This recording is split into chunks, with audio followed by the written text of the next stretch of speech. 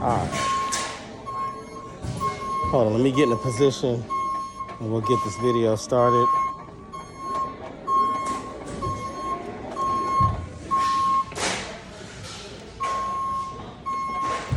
That might be good enough. All right. My bad.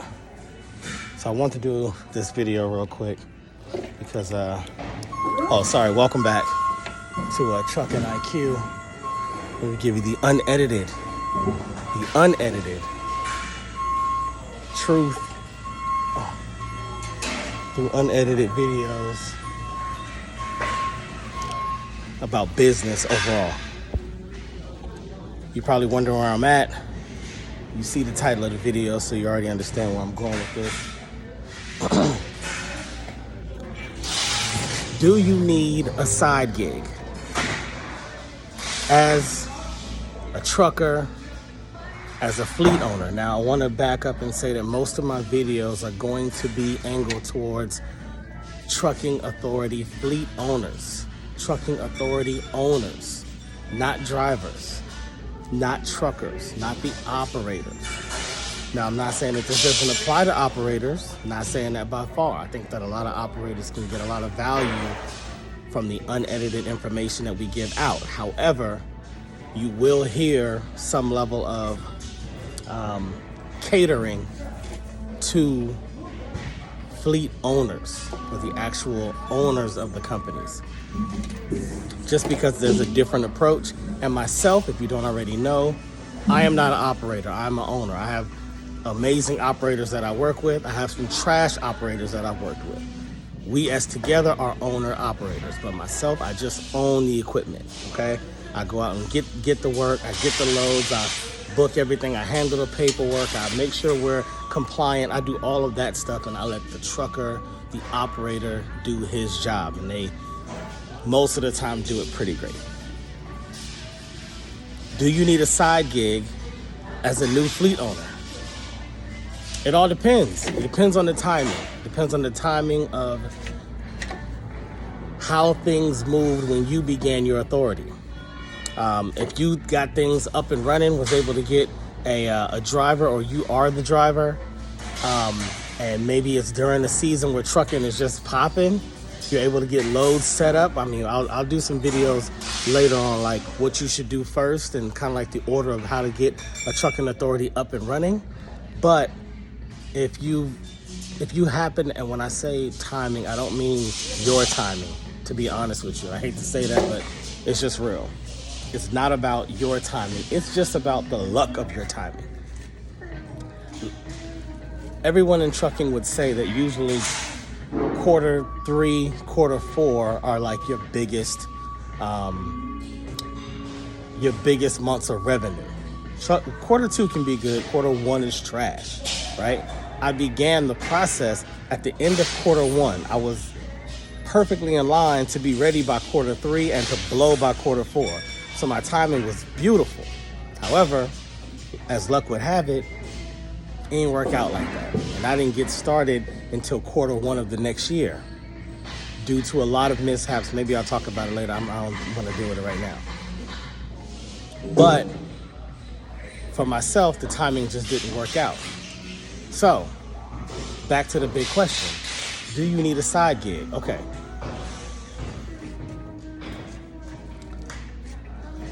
All the people that are in this building right now, I know you can't see everybody. There's a electrician right there. Can't really see him, but back over in the green over there, there's a guy he's building a wall. Back over here, there are people doing merchandising.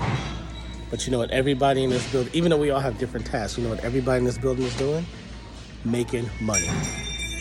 And my opinion is that your business will always need working capital, no matter what.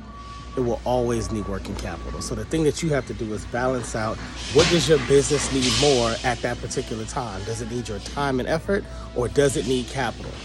It's usually gonna need both. So really it's just, sometimes it needs a little bit more of this, sometimes it needs a little bit more of that. That's really all it is. So if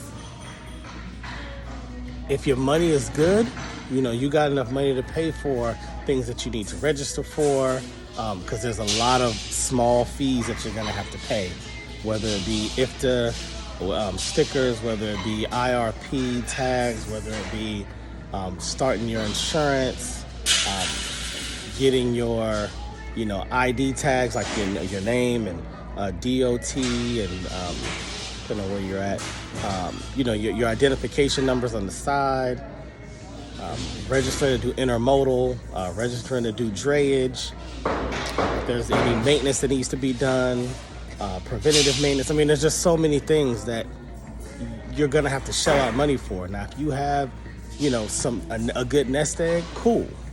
But there's a possibility that based on the timing, that nest egg may go away. It may dry up. So for what I do, I'm working at night right now. It's probably around 10:30.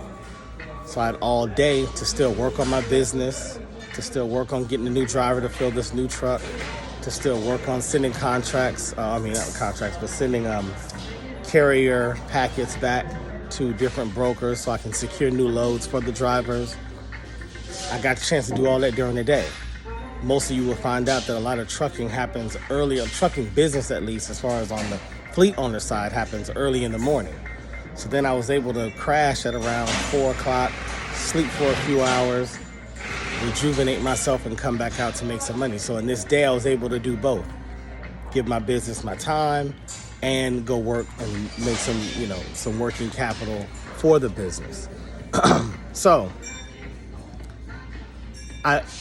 though I'm saying that you should have a side hustle, I think people should always have a side hustle. The question is, how much time does it take away from your main hustle? You don't want your main hustle to suffer because you're spending so much time on the side hustle, and it's not going to pay you nearly as much as the main would if you gave it the proper amount of time. So you're going to have to find that balance. Everybody's situation is different. If the only side hustle that you can find is a car wash that wants you to work from 7 a.m. to 4 p.m. 5 days a week, that's not a side hustle anymore. It's taking all of your time. By the time you get to working on your business, your trucking business, everybody's shut down for the day. So it may not make sense. Whereas if you're doing, a food delivery service or, a mobile detailing business or, mowing lawns, whatever your thing is, hey, maybe you can position and schedule those things around the focus and attention on your main business, because what you don't want to do is you don't want to allow your side hustle to make your business suffer. I guess that's kind of what I'm getting at. You don't want your trucking authority to suffer because you're trying to hold on to a side hustle to build more working capital. Only have a side hustle if you need working capital or to sustain your life or your livelihood while you build your business.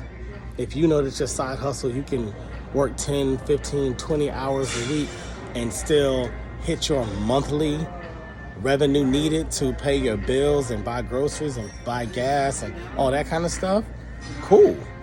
And then you still get all those other hours to pursue trucking wholeheartedly. Now that's the trucking IQ way. But if it turns into being a detrimental situation for your business, you got to make a choice, because there is some sacrifice required in everything that we do in order for it to be top notch. So that's my opinion. I'm gonna get back to work. I'm running wires right now. I got a workstation down there. I'm about to take down some data wires that are up there because we're doing a remodel of a very popular store. I can't tell you what it is because they don't pay me for that. But, maybe some of you can look around and kind of get an idea of what it is. If you figure out what it is yourself, then cool. Put it in the comments.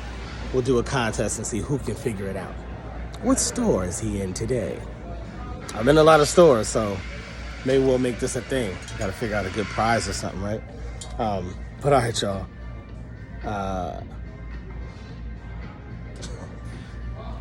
Some guy pulling wires trying to find out their mind. So all right, this is Trucking IQ. Good talking to you. I'm gonna get back to work. Y'all get to work. If you got a side hustle, make your money, but don't let it get in the way of your business because your trucking authority needs you. I'll holler at y'all. Peace. Like, comment, subscribe.